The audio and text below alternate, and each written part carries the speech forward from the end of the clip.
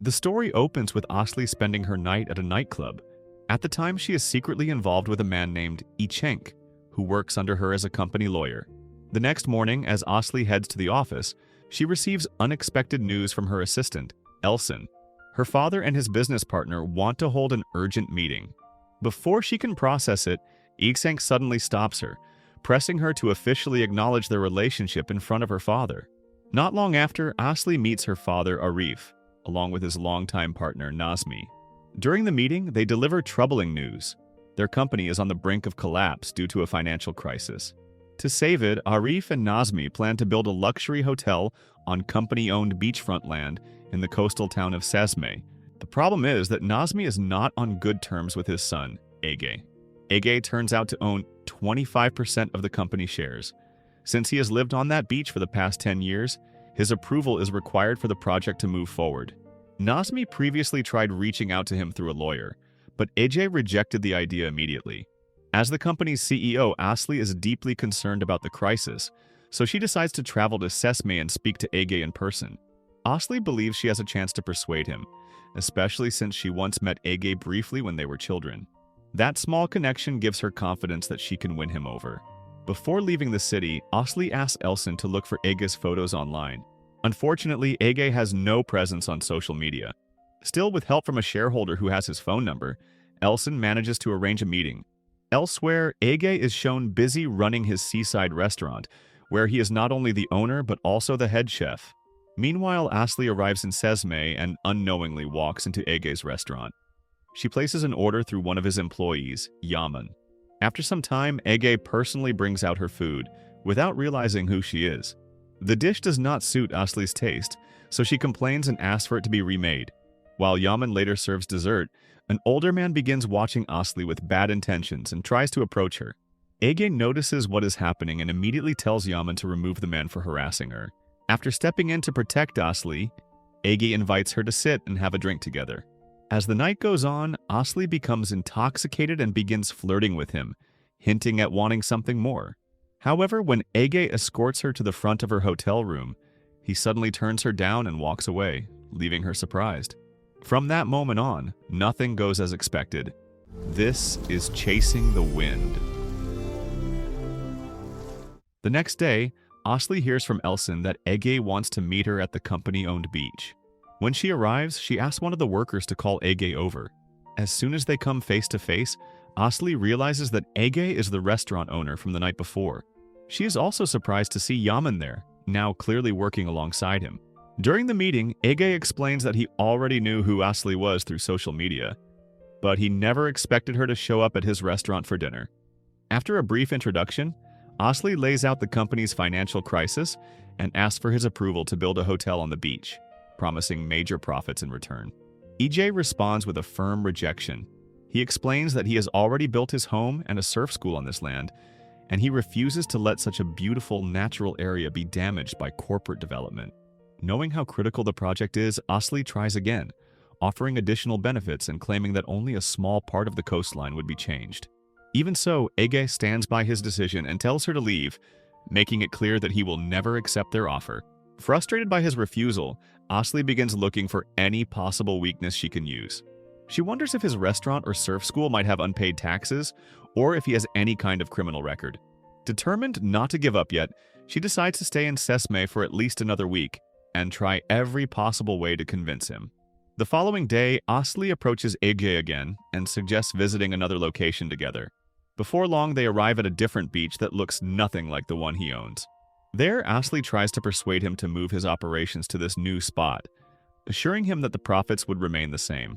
Once again, Ege refuses to change his mind. After being rejected twice, Asli switches tactics. This time, she pretends she wants to learn how to surf. At first, Ege is suspicious of her intentions, but when Asli insists on signing up, he assigns one of his employees, Sherma, to train her. Later, back at the hotel, Asli receives a detailed report from Elson about Ege's personal background and business history.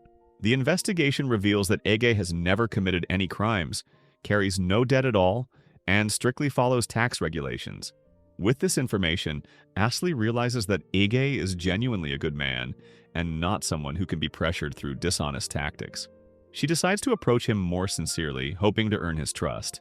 Even so, Ega already understands the company's situation and remains unwilling to help. The story then shifts to Yaman, who is spending time watching his wife, Yasmin.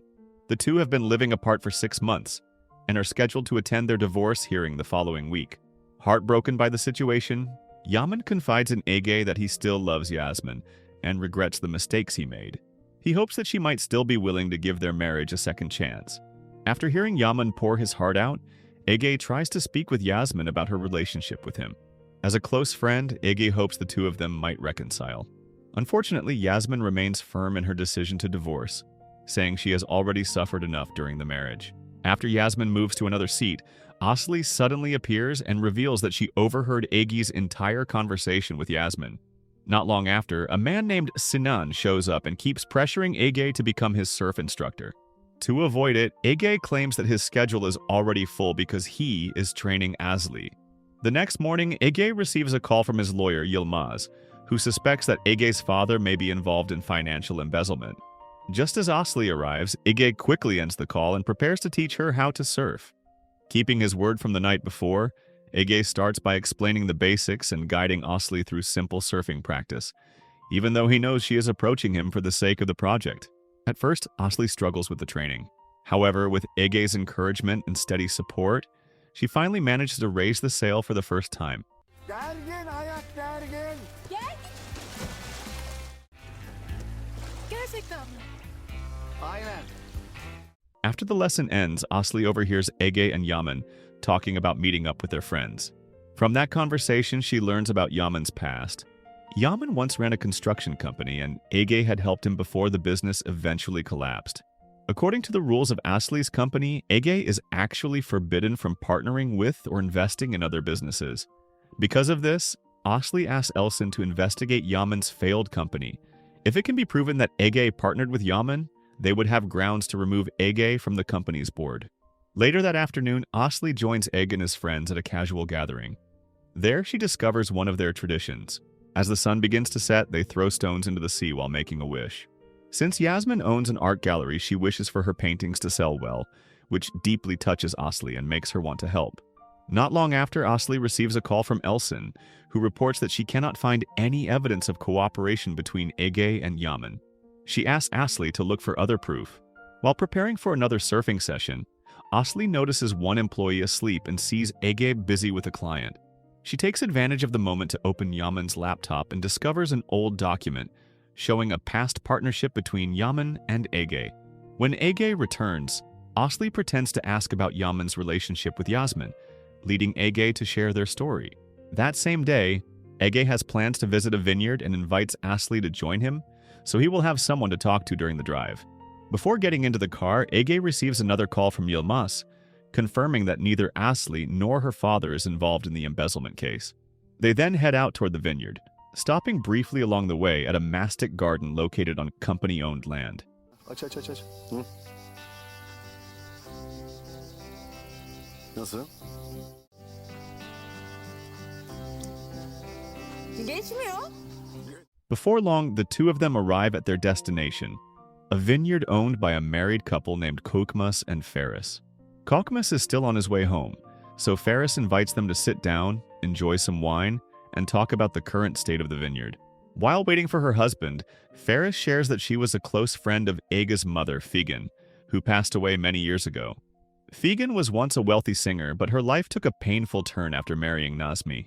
The marriage ended in divorce, and Figen chose to raise Ege on her own. When Ege reached his teenage years, Nazmi deliberately sent him abroad for school. This decision placed enormous emotional pressure on Figen and eventually led to her death. Not long after, Kokmas finally arrives, but he nearly collapses as he steps out of the car due to excessive sugar consumption. Worried about her husband's condition, Ferris asks Ege and Asli to stay the night. It is already very dark, and she also wants their help in case something happens to Kokmas overnight. Seeing that there is only one bed in the guest room, Asli considers sleeping outside, saying she is afraid Ege might touch her if they share a bed. However, Ege explains that it is currently snake season, which leaves Asli with no choice but to sleep beside him, since she is more afraid of snakes than of Ege. After making sure Kokmas is back to normal, Ege and Asli decide to head home from Ferris's house. On the way, Asli suddenly says she wants to take a bath, so Ege brings her to a beach he often visited as a child. Even though Asli has never jumped from a cliff before, she is not afraid to accept Ege's invitation, surprising him since he thought she was timid. Not long after, Ege takes Asli back to her hotel. They both enjoy the journey, and it becomes clear that their feelings for each other are growing. As Asli enters her room, Ichenk suddenly appears. He is jealous after seeing her with Ege and angry because she has not contacted him. Asli then claims that she only approached Ege for the sake of the company's future. The next day, Asli asks Ege one last time whether he still refuses the plan. She also warns him not to make enemies of Arif and Nazmi, who are capable of using many methods to drive him away from the beach. After spending several days in the city, Asli announces that she will return to Istanbul. Before they part ways, Ege invites her to dinner at his home. Earlier that day, Asli visits Yasmin and keeps her promise by helping sell Yasmin's paintings online. That evening, Asli arrives at Ege's house to enjoy the dinner he has prepared. She also brings him a gift, a vinyl record from a music album to accompany their meal and set a warmer, more romantic mood. After they finish eating, Ege asks Asli whether becoming a CEO had always been her dream since childhood. Asli then opens up about her past. When she was still a child, her mother fell in love with another man and eventually left Asli and her father behind. From that moment on, Asli grew up living only with her father, who was constantly consumed by work at the company. Over time, she became used to his lifestyle and never imagined having any other dream except one day replacing him as CEO. Despite her demanding schedule, Asli has always felt frustrated by her role as CEO. Yet during her time in the city, she begins to feel genuinely happy. Through these conversations, her bond with Ege grows deeper. As she prepares to return to her hotel that night, emotions take over and the two of them grow closer than ever.